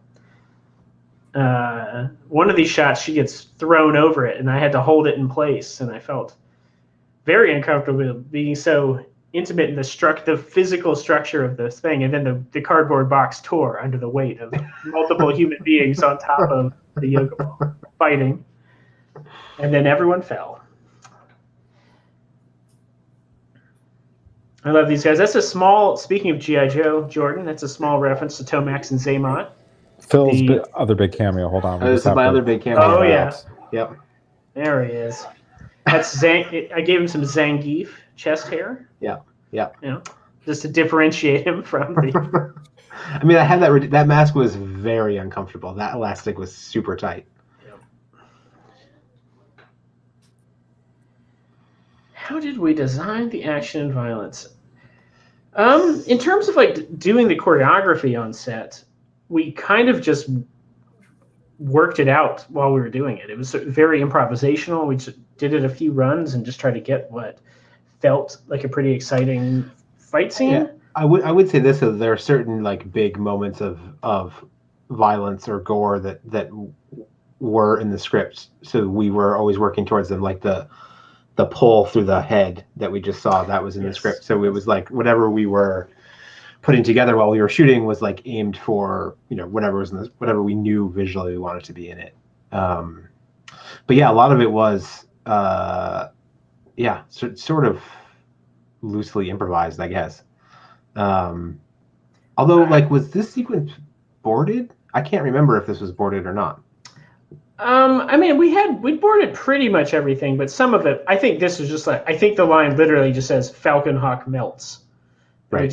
And so a lot of the gore shots like that, a lot of the more violent stuff, I think we only had an imagination of what it could look like on set, and it was really just once you got the time, the edit in, into the film, like you had a certain amount of time that each shot was going to take, and the gore is exceedingly fun to animate. I think if you talk to anyone who's ever animated ultra violence, it's just really like it's really interesting from an animation perspective. You got so many fluids, you've got the bodies breaking apart. It's just very like satisfying to draw. So I think pushing it further with that, because we had the luxury of not having anyone tell us we couldn't, was maybe indulgent, but I think it probably feels the way it does because we were able to just animate the violence to our heart's content.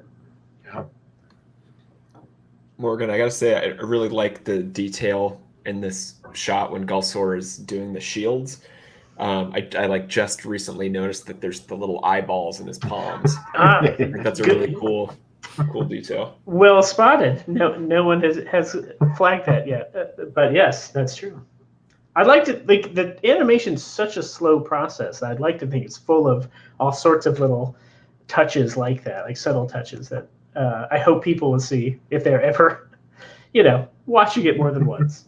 That things reveal themselves. Get it on Blu-ray and then go step by step, so you can appreciate every frame. And then cut a 45-minute ending of Spine of Night explained video. Yes. Jordan, I have to say, has been obsessed with this question: when will somebody make the end of Spine of Night explainer video? That's so funny. Yeah. I keep waiting for the kill count video. I heard that was all the rage 4 or 5 years ago, and there's so many in here. That would be a very good counted question. Personally. It's on the documentary. We have the cast and crew going around guessing how many total deaths are in the movie. It's very tough. There's a couple. When I watch this sequence with where her bones are being broken with an audience here in Halifax. It was the worst. I really felt like the lady sitting next to me was just covering her eyes. She could not watch it. It was the first time I'd really been like, oh, right, this is upsetting for people.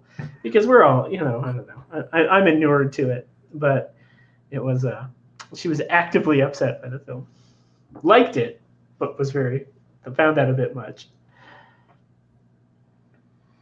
I just want to pause to compliment Jordan's performance as Gulfster, because I love that scene with where you proclaim yourself to be a god and everybody else meaningless. It's like you really felt it. It was fun. That was. I remember having a lot of fun on set that day. It was fun to say lines like that. You failed, little bird. It's like, yeah, it's a good one.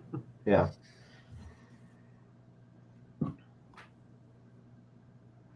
The motion capture actress for that younger bird assassin, she was in finals or something. Do you remember this? She was like studying in between takes because we had like dragged her again to our warehouse to shoot, and she needed to be like writing an essay or something. Yeah. Right. Sydney Matthews, who did the Zod motion reference, like improvised this whole dance too. This was really like her regeneration dance was so cool. We just sort of told her to just do something freeform. I think it came out really great in the edit. And so after she picks this up, this is when she was going to then resurrect the snake and the dragonflies and the bear, etc., for her march up the mountain. But I think it's moodier and weirder without it. But I think we all miss the bear. Yeah. Man, I love this movie. I love it more than I should be allowed to. I feel like my instincts are like, you should look for, not see, just only see your flaws. But it was such a collaborative. Don't do it, Morgan. Don't go down that path. Well, it was just such a collaborative effort. Like every painter, every animator, every actor, every voice actor, that made this weird thing we imagined back in 2013, early 2014, become a feature film that people are seeing everywhere. It really has been an amazing collaborative experience. I'm just such a fan of all the work everyone did. Morgan, if this movie had to be your second favorite movie in the world, what would be just a little bit better, and what would be third? Just so we have a sense of where you feel this movie. Where's your taste scale, Morgan? All right. Okay. Well, I've been saying for quite a while that Harakiri is the best movie ever made. I was wondering if that's what you were going to say. Yeah, that's my number one. If you put a gun to my head, Harakiri is an absolute masterpiece that I think is timeless. I think it's a little better than our movie, just a smidge, but it's just so good. And then number three, look, I'm gonna say, I'd probably go with RoboCop. Because that's the most absurd three movies that you could possibly put together. I think, well, look, if I travel me back in time, I will write a master's thesis about how Harakiri and RoboCop are interconnected. And I just have to assume they both played out in here because they're both so influential to me. Okay, but let's just say that you'd asked for a number 4. I'm going to go with Army of Darkness. I didn't, but go ahead. there's so much of like Sam Raimi's Evil Dead movies in this and in my heart that I think that has to play a role in there too. Do you put Army of Darkness above Evil Dead 2 and the original Evil Dead?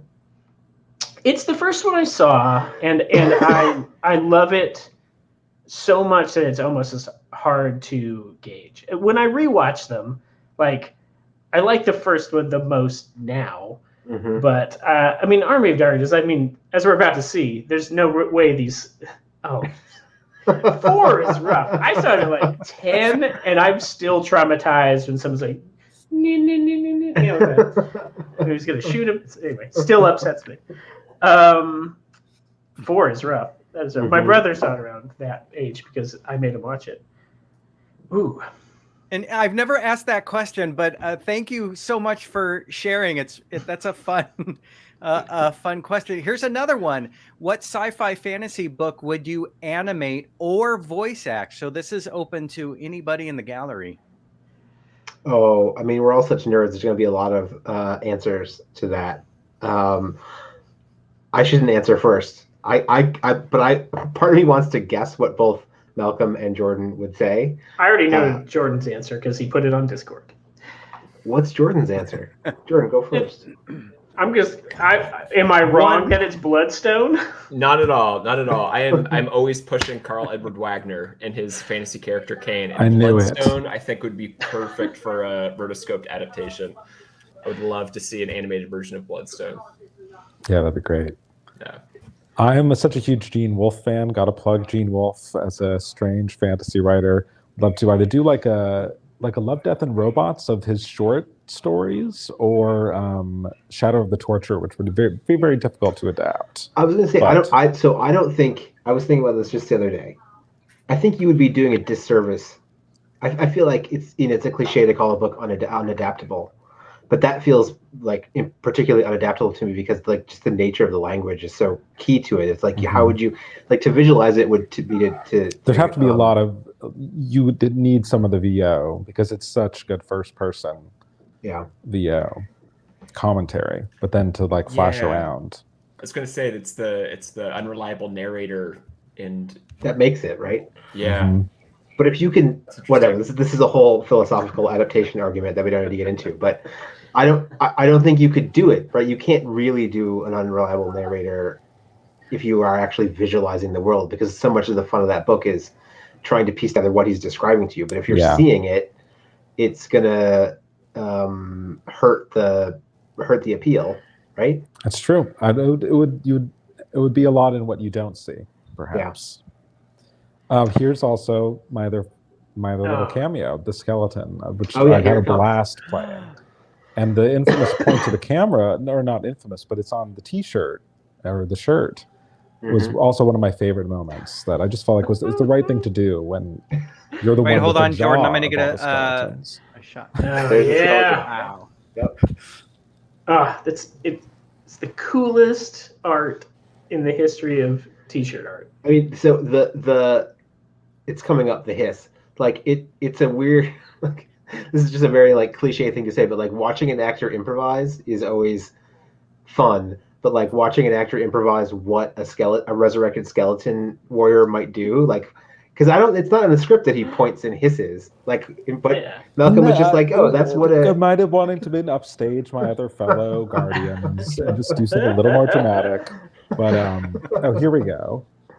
It's like there's nothing scarier than a skeleton pointing at you and hissing. There it is. So good. I mean, in one of the many benefits of rotoscoping as an animation style is having that kind of thing that actors are able to bring to it. And like the animators can come up with all sorts of things that don't exist, but like having the volume of collaborators coming up with creative spur of the moment ideas that sell the scene is so amazing to work with from an animation perspective. Like the twitch of a hand or the point and hiss of a skeleton, like it all just makes the performances so engaging to me. I want to know what Will would adapt for an animated, as the least nerdy among this deeply nerdy crew. Hoping you'd forgotten I hadn't given that. I'm just going to pass on that. Come on. Okay. What about Morgan and Phil? Okay. I would actually. I'm just going to say it's not sci-fi or fantasy, but I think something that Robert McFarlane has written, some great sort of naturalist book, like A Year in the Life of a Field, or any of his books, I think would be some of the most exquisite animation. Which makes me think of like Watership Down, because that was so big, that was sort of seminal for me as a kid. So there you go. Sorry, it's the least nerdy answer I could possibly give, but it's heartfelt. That's good. I appreciate it. Yeah, that's what matters.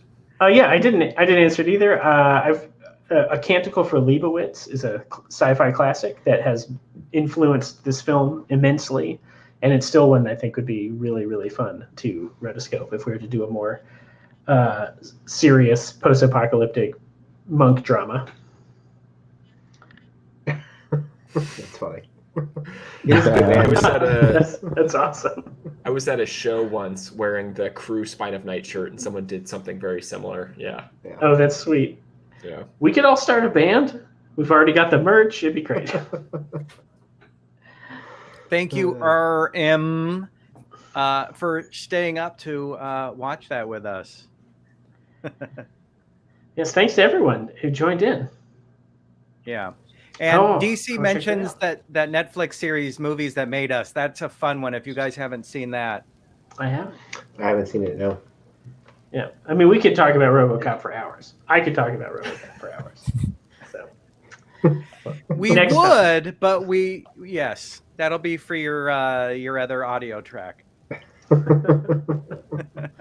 Oh, that's wonderful to hear. So as the credits play, we're still waiting. I'm still getting word that Lucy is still at lunch, so we're waiting to see if she'll join us. The salad's just taking a long time to eat. But thank you guys so much for joining us here on the Film Threat Watch Party. Definitely, this movie could definitely watch many times. And now that you've met here on the Watch Party some of the actors who play the characters or voice the characters, it adds even a different kind of element to it. Before we go, I want to find out, anybody still online, your favorite Lucy Lawless project, except besides Xena, because we all know Xena's great, but for any of those fans out there, if there's something that she's done that we haven't seen that you recommend, let us know. In the meantime, I want to go to our panel and find out what projects you're working on. So let's start with producer Will. What do you have coming up? How can we follow you? Anything you want to share? We have there's a documentary which is in a completely different world to this coming out next week called Salt in My Soul. And then we start shooting a half-hour docu-series, which is very much kind of in the spine world, different because it's documentary, but will very much appeal to the same kind of audience. We start shooting that in the next couple of months. Very cool. Thank you, True. Let's go to Malcolm. What do you got coming up?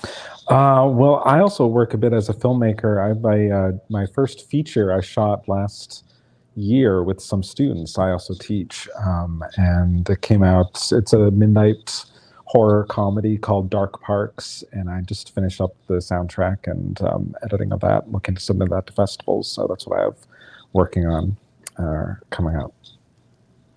Wonderful. Jordan. For folks who like horror and dark fantasy, I have a podcast, the Dark Crusade podcast, and it is dedicated to the life and fiction of the author I was pushing earlier, Carl Edward Wagner. So you can check that out, Dark Crusade podcast. Awesome. And then real quick, we got a couple of suggestions on Lucy projects. That wasn't it. I forgot she was in Spartacus. Yep. Which was great. Also, love Spartacus. A movie called Locusts. I don't think I know that. I don't know it. Oh, yeah. But yeah, definitely Spartacus. Great series. She's Let's also go to in the Dragonlance cartoon from like 20 years ago. She plays. Isn't Kiefer Sutherland in that too? I don't remember. So it's a big cast. Anyway, sorry, I did interrupt. Yes. No worries. So Oliver is a fan of the rotoscoping. It really is something you don't see anymore. And with, CGI and Disney and Pixarification of everything, I got to say thank you for bringing a lighthearted rom-com to us in 2022. We really needed this light touch. Phil, what do you have coming up? What are you working on? I'm working on a bunch of stuff. I guess the main thing is Love, Death, and Robots season 3 that I wrote a bunch of will be out on Netflix sometime in 2022. And then I have a bunch of stuff that I can't really talk about because it's not announced. But I'm also working on the docuseries that Will talked about that I'm very excited about. So, got it. And then Morgan, how about you? I mean, since this has come out, I've mostly just been, sitting in the apartment working on scripts for, other stories in this world. We'll see what we can pull off. This did take a very long time to make this film, so hopefully it won't be so long to the next one. But I've just been writing more things. We've got something a couple hundred years after this, something that takes place in the middle of this, and something that's like 2,000 years before this. So we'll see what we can get someone to bankroll so that we can make it. But there's, I think there's more stories to be told in this world, so we're looking into that. Yep. Got it. And what's the website where we can get merch? If you go to www.gorgonaut, GORGONAUT.net, there's links to everything. The merch site is on there. The short films are on there. All the news. We've got a mailing list for newsletters and stuff. All that stuff's on there. Got it. Gorgonaut.net. Thank you. Thank you. And then people have some great suggestions for Lucy Lawless films. I just found out she just finished her salad. She's waiting for the bill, so maybe she'll be on in 5 or 10 minutes. Unfortunately, we have to wrap up. So we'll have her on next time. Yeah. I feel like Jimmy Kimmel, who's always running out of time for what's his name. But anyway, thank you guys out there so much for joining us for this watch party. We'll have more watch parties coming up this year. Thank you guys, you on here in the audience, the crowd. What am I saying? On the panel. Thank you for joining us. Stick around. I'm going to sign off for everybody. I'm going to end the broadcast. So I'm going to end this. Thank you guys. Have a great night. See you around.